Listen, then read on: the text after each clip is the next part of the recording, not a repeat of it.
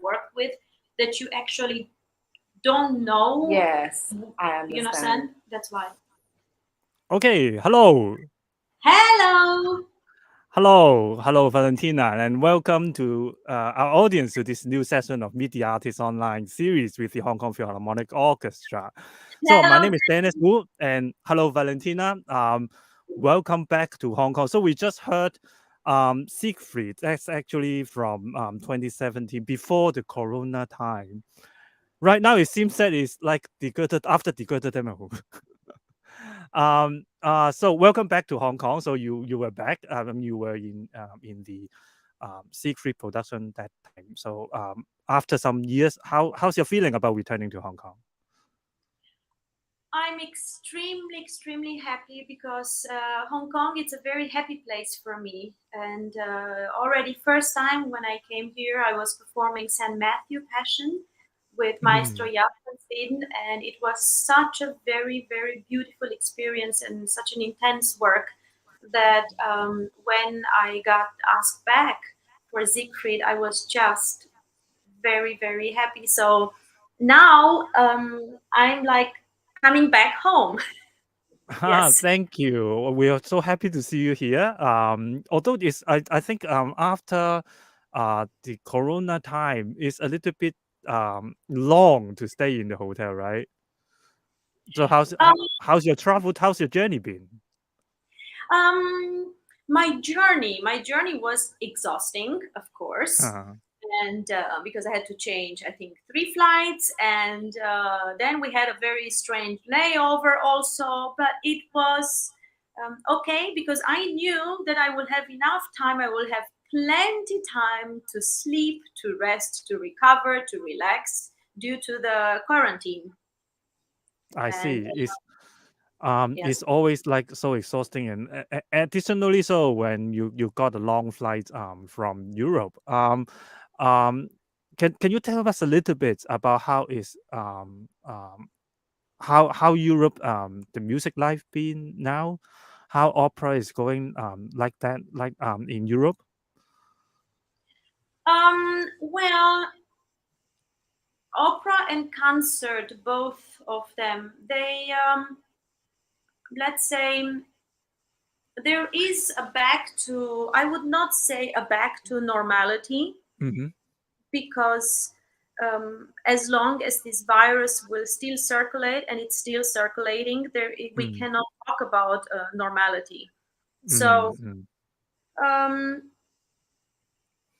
it's interesting because we have to be extremely flexible and ready for everything.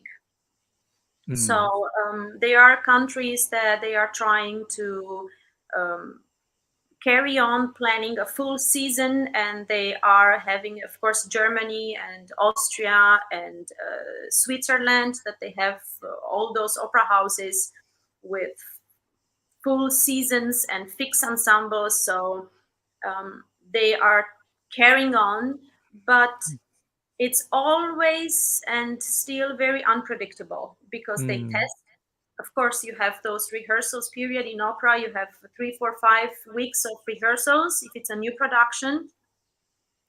And it happens very often, of course, that somebody will be positive. So they have to deal with, they are trying not to cancel, but to postpone to 1 week, to 3, 4 days, or to try to find, depending who is getting sick, if it's about just one singer or 1, 2, 3 singers, then it's more difficult because then you have to replace 3 people, and it's getting much better. We are all thinking more positive. We are more hopeful. However, it's still a very unpredictable situation because the virus is still circulating. It doesn't matter if you are vaccinated or not vaccinated, but most of us artists, we are vaccinated, because if not, you will not be able to work, actually. Nowhere. Yeah, nowhere, exactly. But it's interesting how every country, they have their own, and every opera house or every company, concert company, they have their own rules and ways to deal with the pandemic and working through the pandemic. So I was lucky enough in the past year to go back to work in various countries, and it was quite an interesting experience, actually. Very interesting experience. You mentioned that we have to be flexible some way, and also is returning to normality is not there yet, but is going. I mean, it's progressing towards normality. But can you tell us a little bit more, like how's the audience responding, or how do you feel if there's any change in the audience, like any reactionary audiences from like wearing a mask to the concert hall, or anything that you feel or there's not any change towards the audience in general? I think that I will say that every country, they have their own rules. So they are countries where they still require the public to wear an FPP2 mask. And so the public will come and will wear the mask, or the orchestra will be still required to wear a mask. But however, if we talk about the public is very excited. It doesn't matter if they have to wear a mask or not wear a mask, if they are allowed to sit together, or if the concert hall is allowed to sell all the tickets, or just half, or just 80%. The public is so very hungry to go back and experience music live. It's something that is impressive, and it gave me goosebumps, because I could see in the past 2 years how much not only us artists were missing to perform, but also the public. They were missing to experience again live music, to come to see an opera performance that is not only live streamed, but really to vibrate with us. And so actually the mask at the end, wearing a mask, singing with a mask, playing with a mask, or watching a performance with a mask, it doesn't take away. I'm speaking a lot also for myself, but for also what I experience, it doesn't really take away the joy of performing, making music, listening to live music. I think it's also important. Sorry? I think it's also important that we know that is quite a treasure right now to have a live performance. That there are a lot of obstacles, a lot of uncertainties. But when we hear music live, there's something that I mean, the occasion is unique. The time is unique. Yes, I think we learned something. We learned that we have to be very thankful for what we have and for those amazing opportunities. So when I was working through the pandemic,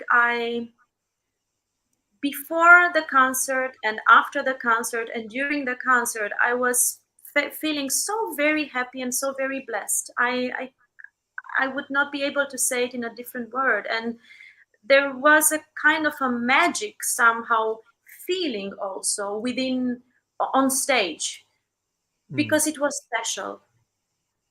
So yes, we are back at work, and it makes it more, it's very unpredictable, and we have to be very flexible. And this is exactly what we are not used to be, because before the pandemic, everything was very strict, which is, those are your dates. It was everything planned. Those are rehearsal. It starts this time. Now it's the piano dress rehearsal. Now you have orchestra rehearsal. Now you have the opening night. And this was everything so very strict, planned.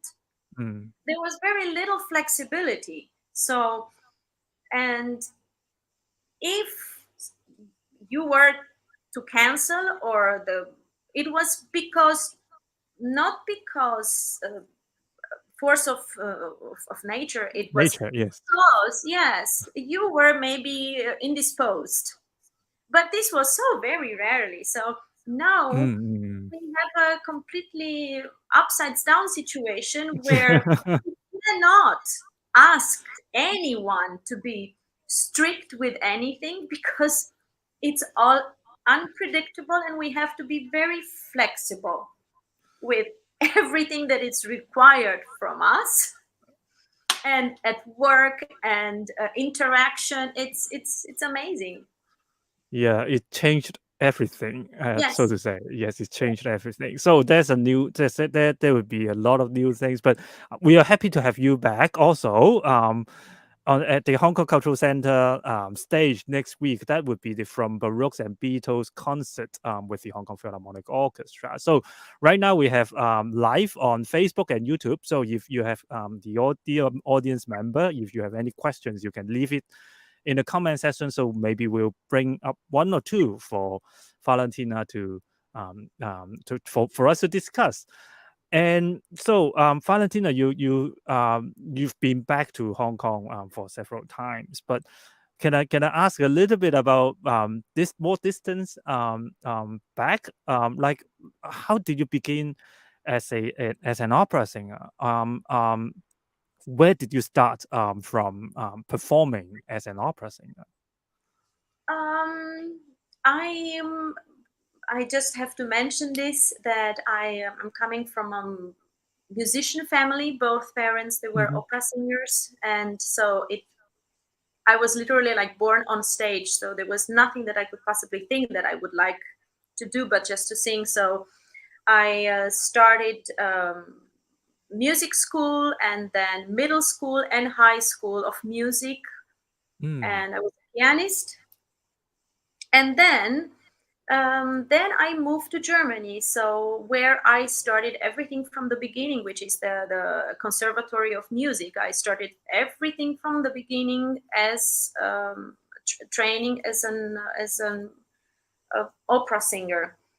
But so I studied 5 years there, but in the first 3 years, I was really, how can I say, like an enfant terrible. I was doing everything so very fast and developing so very fast, and I was so hungry and eager and very focused on what I want to do or where I want to get and achieve, so that I was doing all possible singing competitions, and I didn't even finish the Conservatory of Music, and I was already having a job in Germany as a fixed position in opera house. How is the life there? I mean, as a fixed position in Germany in the opera house? Stressful, very stressful. It's very beautiful, but it is also very stressful. I would say that it is actually the first 2-3 years. If you, I would say, like, survive them, this means that you have a good chance to become a professional singer. It is tough because it's required from you to sing various repertoire, and very much, I would give example, like today you would have in the evening a performance of Rigoletto, and the next day in the morning at 10 o'clock you would rehearse a Baroque opera. And then in the same day, in the evening, you will start the rehearsals revival, maybe for an operetta. For Fledermaus, maybe, from Johann Strauss. Yes, the Batman. Or, or a musical. So it is extremely stressful and intense, but it is also very, very beautiful, if it is what you want. So I loved it. Yeah, it's also quite vastly different. I mean, the repertoire. So you mentioned Johann Strauss, and you mentioned Baroque opera, and then there's there are classics like Rigoletto. Then, I mean, how to fit everything into a brain? I mean, I think that if you have a solid musical background, and during your training you are getting used to learn all of those things in the same time, and you don't try to get focused from the beginning in only one thing, like I'm only an Italian bel canto singer. I'm an Italian bel canto singer. Of course, then it is very difficult for you to be so very flexible and learn so many different roles and operas and styles, and perform them in the same time. But I think for me personally, it wasn't difficult. It's just you have to practice, you have to study, and then you have to love it also. And be a little bit like a chameleon, I would say. So yes, maybe we should share a little bit of the music that Valentina has done earlier. The first one I like to pick one is from an Italian opera, actually, but maybe we don't know that this composer wrote Italian operas, actually. So it's by Respighi, La Campana Sommessa. So that's the beginning aria.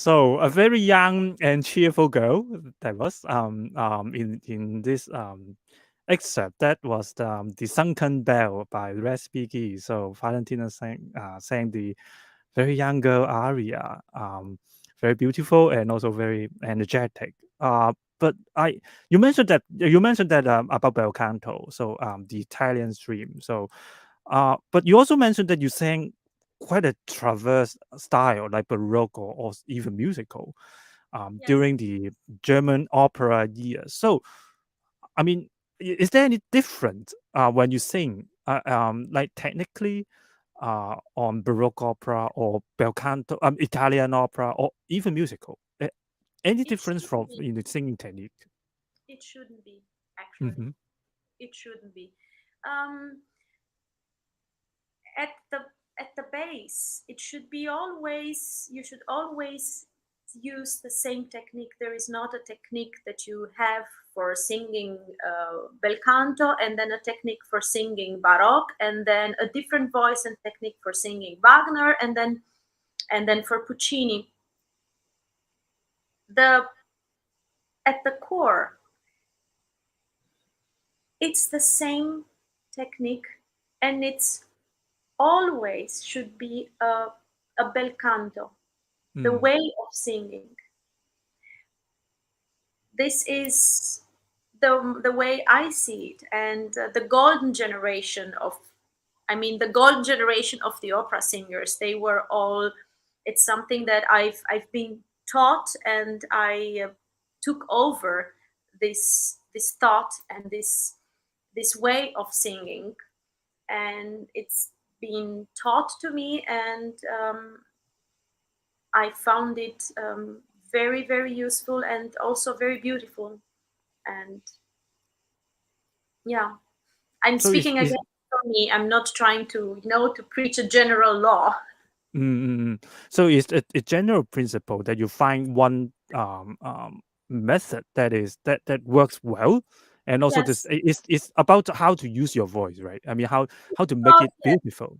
Yes, exactly. Because it becomes, of course, if I'm saying again, if you have to work as a professional singer and alternate such a various repertoire, you cannot start a production of Baroque where you are trying to produce those very straight tones, and then the next day you have I don't even know an example to say, a Turandot performance where you have to sing Liu, but the day before you just very straight tones, and then after that 2 days later you have to perform an operetta where you have also a lot of dialogues. So it doesn't work like this. So you have to develop a vocal technique that it's so very solid, and it's always about vibrating also, and a beautiful legato, and with it you will be able to keep your voice flexible, and the voice will do so many things with you. Because it's from the audience point of view, like Baroque opera or compared to Italian opera like Puccini, at the surface, it's totally different. Not only about the music, but also about how to appreciate that. Like a Baroque aria is so different from a Puccini or Verdi aria. Of course. It's totally different. So it seems that, from an audience perspective, like the singer is having two different minds or two different voices in dealing with these two. But you've done quite a lot of Baroque opera and repertoire too. I guess it's a question of your vision, also the conductor that you work with and his approach. That is also very, very important. But the conductors with whom I worked, those Baroque operas, they all requested me to sing with my voice. So this idea of producing straight tones and try to sing now Baroque as Baroque has to sound, I I I wasn't required until now. So, but you will find your way of singing Baroque, of course, in a very depending if this is Handel, if we talk about Rameau, if we talk about Gluck, then you will play with your voice, with the color, the simplicity of the musical phrase. It depends on if it's Gluck, then the ornaments, they have so much more depth and color and somehow more for maybe more passion because of the text and how much he used the text to give life to his music. Text and music, they were for him as on the same level of importance. Yes. So in the concert, you also sing Gluck, but you mentioned also Gluck about the text, the importance of the text. So how do you how do you think Gluck as an innovator in opera? How do you think about that? This is actually the one thing that he was absolutely amazing, because he literally created, put together the French Baroque and the Italian opera together, and was able to mix them and give such an importance to the text. The text didn't become something, a phrase that you just simply repeat through multiple times during your aria, where it's important that you will pronounce it very clear one time, because the next times it's about the beauty of your sound. In his case, the text, it's so very important, will be part of the story of your voice, will get the right colors only if will be supported with the text. It seems that it paved the way for the future, like like Wagner or even like Verdi, who focus a lot about the text, and also the theatricity about, the drama inside the text. It seems that it echoes quite a lot about the things that to come in 19th century and 20th century then. But we don't really know a lot about Gluck. Perhaps he's also quite the pioneer of opera as a bridge to from Baroque to the new era. So you performed quite a lot of Gluck also. So how is there anything that you feel that's so different when you perform a Gluck opera?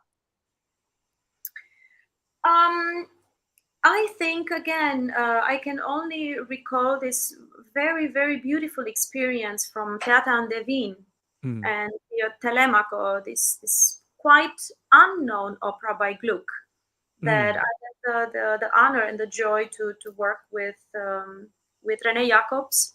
And what made it also so very, very special, the work, is because we realized the importance of the text in the recits also, and the transition, how smooth is the transition between the recits and the recitativo and the aria. And when you will be, after you rehearsed and then you get on stage for the stage rehearsals, everything will be so much, will have more depth than just trying to give just a reason and a sense to ornaments.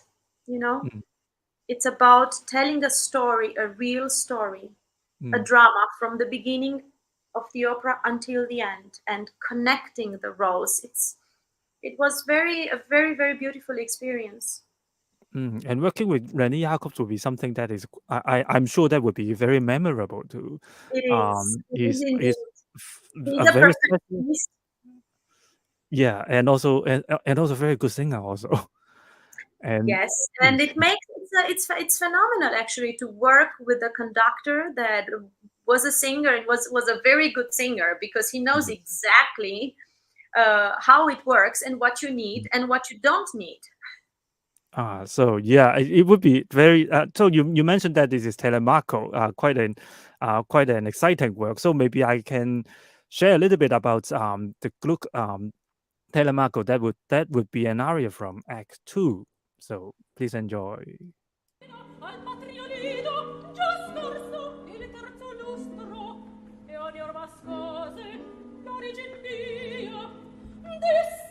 Che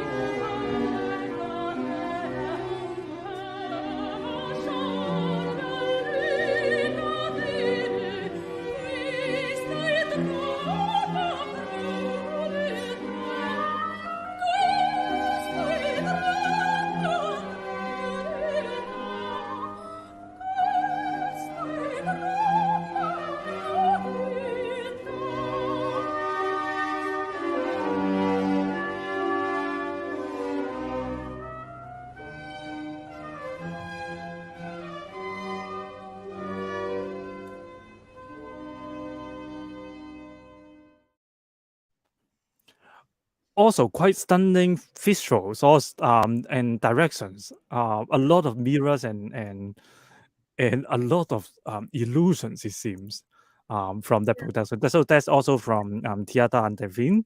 But it's an Italian opera, Telemaco, Gluck's opera, that was Pedo Odio L'amato Bene. So forgive my bad Italian. Now I know.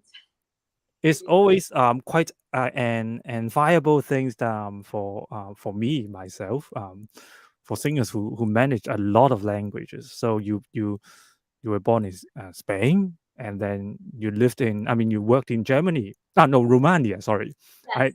no, correct. So and then you worked in Germany, sing a lot of other different opera. So last time when you were in Hong Kong, you sang Wagner. So, well, I mean, one of the most important German repertoire. So, I mean, how to manage that many kind of languages at the same time?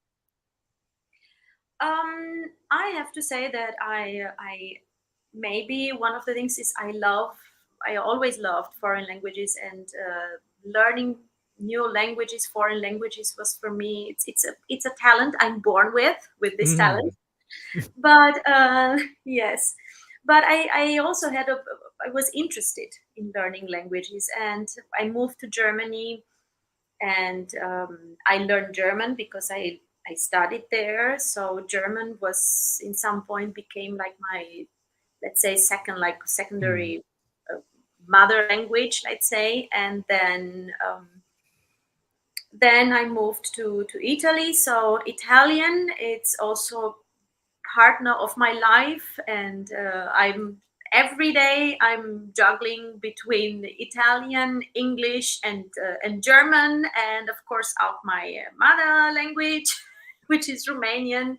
And if I have to sing in French, then it's fantastic, because French I learned in school, and it's one of my very, very favorite foreign languages. Unfortunately, it's my speaking French comes back step by step. When if I have to work in France and be there 2, 3, 4 weeks in order for me to be able to speak again. But maybe from all those languages is one of my absolute dear language. It's a very, very romantic language, and it's so beautiful also to sing in French. But so it came very easy to me. And so natural, maybe. Is and that so so? natural. So natural. Yes.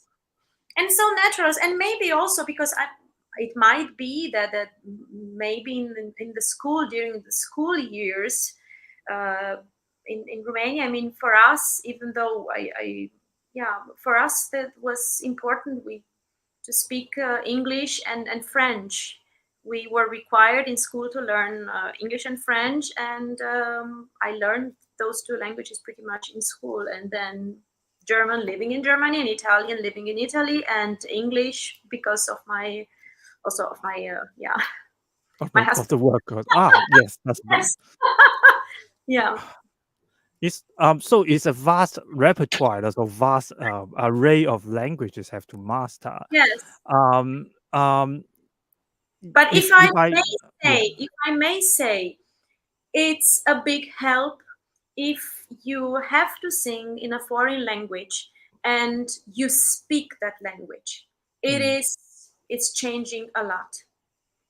And I see this also if I'm working with young singers, or if I'm in a production, and you can hear right away when somebody learned the aria or the role, and with help to have a good diction, but they don't speak the language.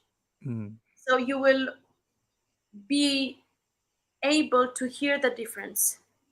But do you think living in that country important to acquire the language? I mean, No, like, for absolutely example, not. No, you just have to. I'm not talking about you have to live in that country, but you have to speak the language to be able to make a conversation, to understand. To each language, it has how can I say a musical rhythm also. So if you get used to it, your diction comes much more natural than when you have a tutor next to you that will teach you how to pronounce it correctly. And I know also conductors, friends conductors that are phenomenal, and that when they were very young, they used to say that I would not conduct yet in Russian or in French because I'm not comfortable in that language. So to conduct a whole opera, it's not about one role. No? If you are a conductor, you have to understand very, very well that language. And ideal is also to be able to speak it so that you can feel it. And that's all about it. I think we sing through the text. Yeah, but also people are afraid of speaking because speaking makes you like vulnerable. Like, okay, I don't know Italian and you don't speak Italian, and when I speak, everyone knows that I'm not fluent in Italian. How to overcome that shame? I mean, how to overcome that shyness when you try to speak and communicate, especially to others who speak that. You just have to do it. Nobody is born knowing everything, so you just learn it. That's all. You do a mistake, and it's at the beginning, it's just ridiculous and embarrassing, but that's how you will learn it.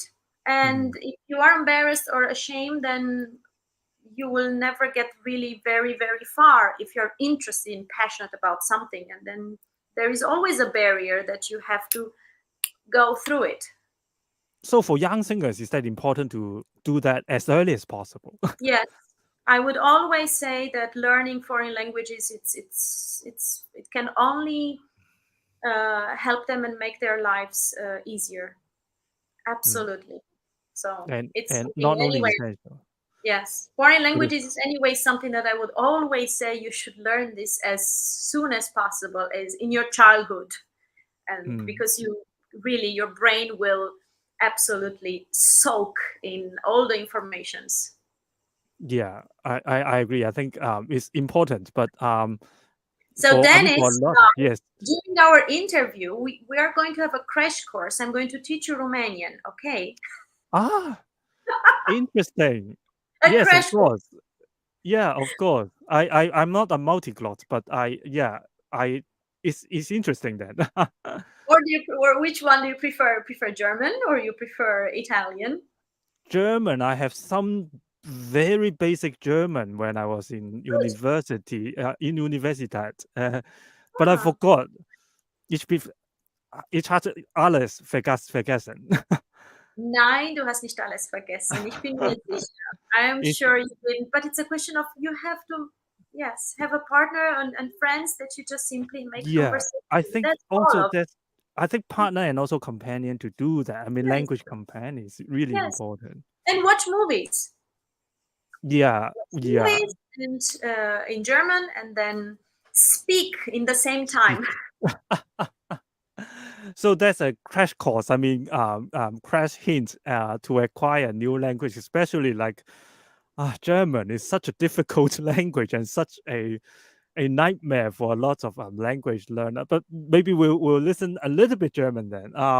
From Valentina. So you're saying Brahms Ein Deutscher Requiem, that very beautiful. So very beautiful song. Ich hab nun Traurigkeit. So let's have a listen.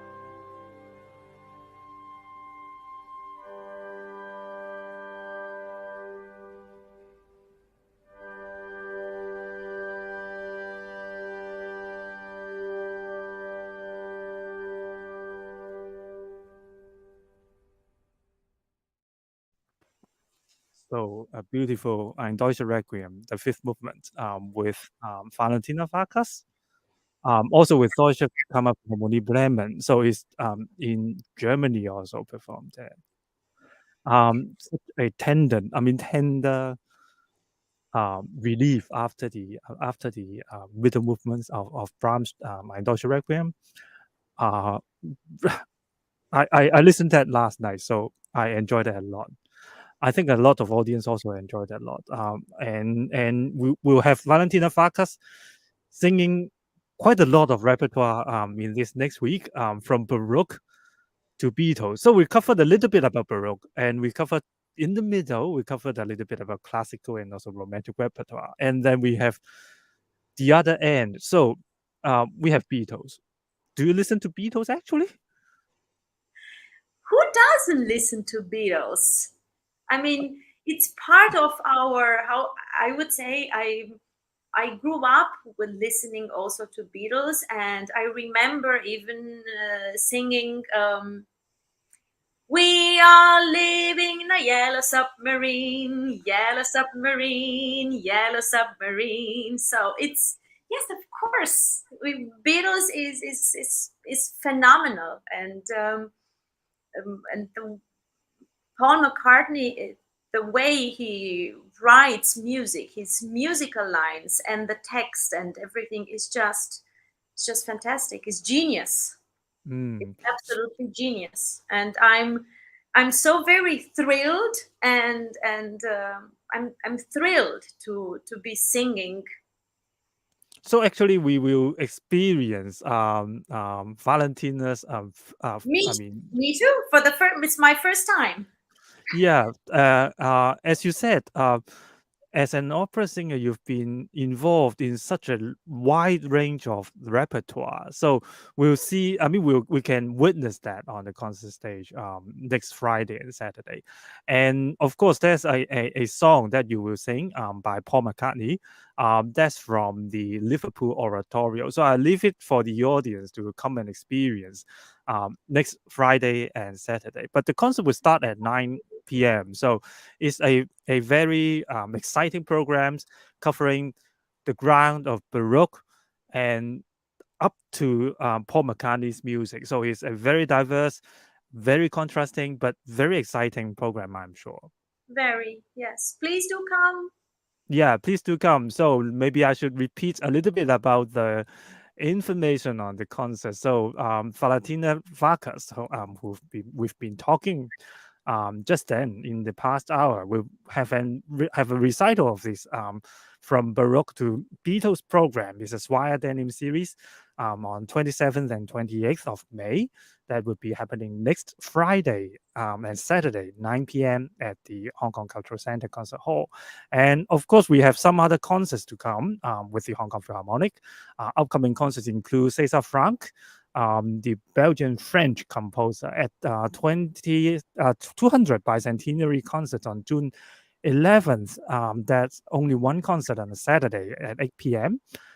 Playing Franck Symphony in D minor, and also one of his rather rarely played symphonic poems. And also we have Hong Kong Phil's viola principal, Andrew Ling, playing Bartók's viola concerto, and bringing up would be the season finale with Liu Kok-man,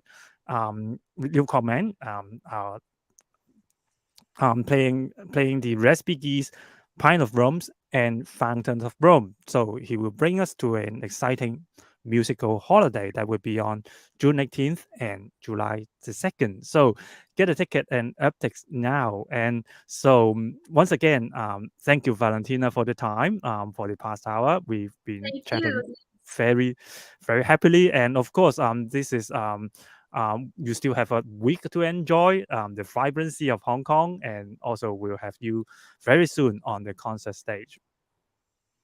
So with that, I hope you all have a good evening. Thank you. Thank you, Valentina. Thank you, Dennis. And all the best. All the best, and bye-bye. Bye.